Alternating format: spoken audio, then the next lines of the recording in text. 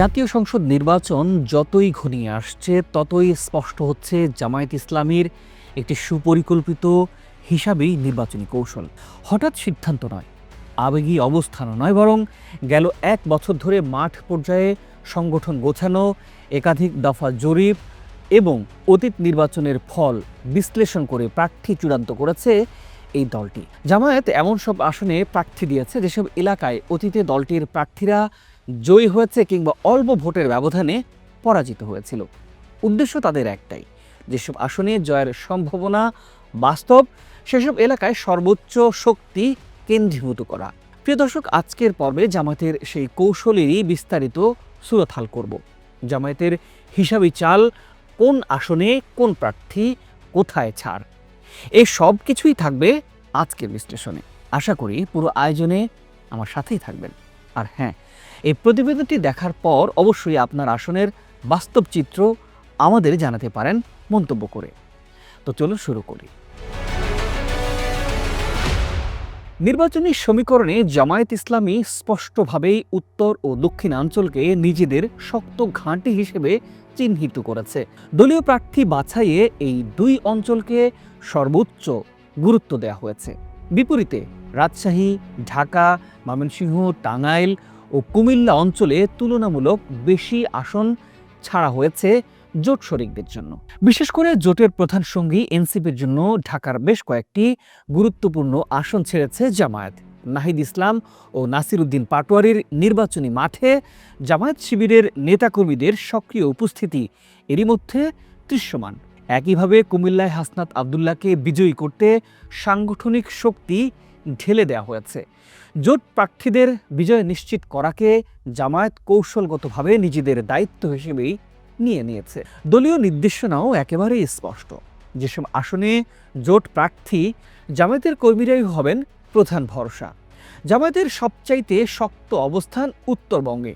সে কারণেই এই অঞ্চলে শরিকদের জন্য ছাড় অত্যন্ত সীমিত।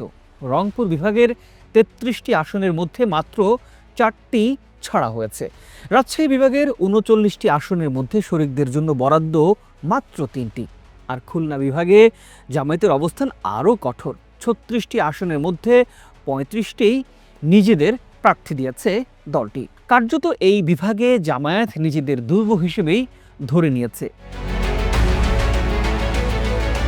প্রিয় দর্শক, এবার আসি চট্টগ্রাম ও সিলেটে কিভাবে গুছিয়েছে এই দলটি সেই হিসাব নিয়ে। উত্তরাঞ্চলের পর জামায়াতের টার্গেট চট্টগ্রাম ও সিলেট বিভাগ। চট্টগ্রাম বিভাগের ৫৮টি আসনের মধ্যে ৩৩টিতে জামায়াত প্রার্থী দিয়েছে। দক্ষিণ চট্টগ্রামের 10টি আসনের সবগুলোতে প্রার্থী দেওয়া হয়েছে, যা দলটির সর্বোচ্চ অগ্রাধিকার তালিকায় আছে। এই বিভাগে এনসিপি ও খেলাফত আন্দোলনকে কিছু আসন ছাড়া হয়েছে। সিলেট বিভাগে ১৯টি আসনের মধ্যে জামায়াত রেখেছে 10টি আসন। বাকি আসনগুলোতে খেলাফত মজলিসকে সুযোগ দেওয়া হয়েছে। সীমান্তবর্তী আসনেও বিশেষ নজর জামায়াতের। আসন ভিত্তিক বিশ্লেষণে একটি বিষয় খুব পরিষ্কার। সীমান্তবর্তী এলাকাগুলোতে জামায়াত অতিরিক্ত গুরুত্ব দিয়েছে। ১৯৯১ ও ২০০১ সালের নির্বাচনে এসব এলাকায় জামায়াতের প্রার্থীরা জয়ী হয়েছিলেন কিংবা উল্লেখযোগ্য ভোট পেয়েছিলেন। রংপুর বিভাগের ১৭টিতে ভারত সীমান্তবর্তী আসনের মধ্যে ১৪টিতেই জামায়াত প্রার্থী দিয়েছে। একই কৌশল দেখা যায় রাজশাহী, খুলনা ও সিলেটের সীমান্ত এলাকাগুলোতেও। দলের একাধিক জরিপে এসব আসনে জামায়াত এগিয়ে আছে, এমন ইঙ্গিত পাওয়া গেছে বলে দলীয় সূত্রগুলো দাবি করছে। এবার আসি মধ্যাঞ্চলে কেন ছাড় দিল জামায়াত। ঢাকা, ময়মনসিংহ, বরিশাল ও উত্তর চট্টগ্রাম এই অঞ্চলগুলোতে জামায়াত তুলনামূলকভাবে বেশি আসন ছেড়েছে জোট শরিকদের জন্য।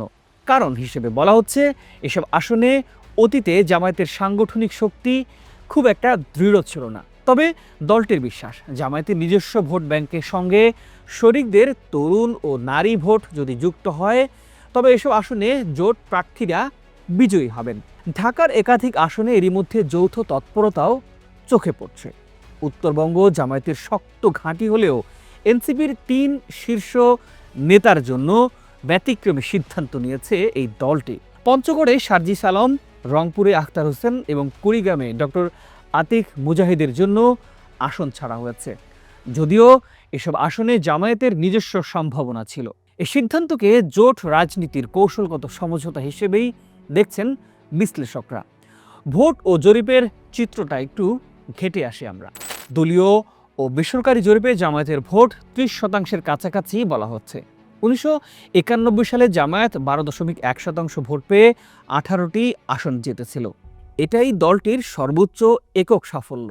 2001 সালে জোট শরিক হয়ে পেয়েছিল 17টি আসন, যার 7টি ছিল রংপুর বিভাগে। সাম্প্রতিক জরিপ অনুযায়ী রংপুরের 33টির মধ্যে 25টি, রাজশাহীর 39টির মধ্যে 18টি, খুলনার 36টির মধ্যে 24টি, সিলেটের 19টির মধ্যে 10টি আসনে জামায়াত এগিয়ে আছে বলে দাবি করা হচ্ছে। এখন ঢাকা ও ময়মনসিংহে জামায়াতের অবস্থান এখনও দুর্বল, সেখানে বিএনপি বড় ব্যবধানে এগিয়ে আছে, এমনটাই বলছে একাধিক জরিপ। সব দিক বিবেচনায় স্পষ্ট, এই নির্বাচনে জামায়াত ইসলামী আবেগে নয়, বাস্তব সম্ভাবনাকেই অগ্রাধিকার দিয়েছে। শহরের চাইতে গ্রাম, কেন্দ্রের চাইতে সীমান্ত, এই কৌশলেই এগোচ্ছে এই দল। উত্তরবঙ্গ ও খুলনা অঞ্চলে বড় সাফল্যের প্রত্যাশা নিয়ে সাজানো হয়েছে এই নির্বাচনী মানচিত্র। এই হিসাব কতটা বাস্তব রূপ পায় তার উত্তর দেবে 12ই ফেব্রুয়ারি। প্রিয় দর্শক, নিশ্চয়ই মন্তব্য করে জানাবেন আপনার বিশ্লেষণ। দেখা হবে পরের পর্বে। ততক্ষণ ভালো থাকুন, সুস্থ থাকুন, চ্যানেলটি সাবস্ক্রাইব করে পাশেই থাকুন।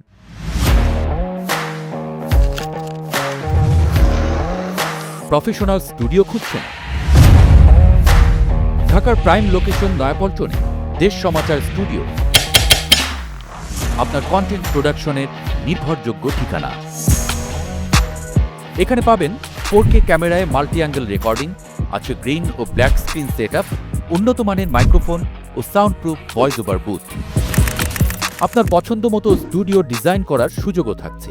হযরত Shahjalal news content, talk show, interview বা পডকাস্ট, যা কিছুই করেন এখানে পাবেন প্রফেশনাল সেটআপ আর ফুল এডিটিং সাপোর্ট। আপনার চাহিদা অনুযায়ী বুক করতে পারেন আজই। কল কিংবা হোয়াটসঅ্যাপ করুন এই নাম্বারে 01720210657। ভিজিট করুন আমাদের ওয়েবসাইট ও ফেসবুক পেজ।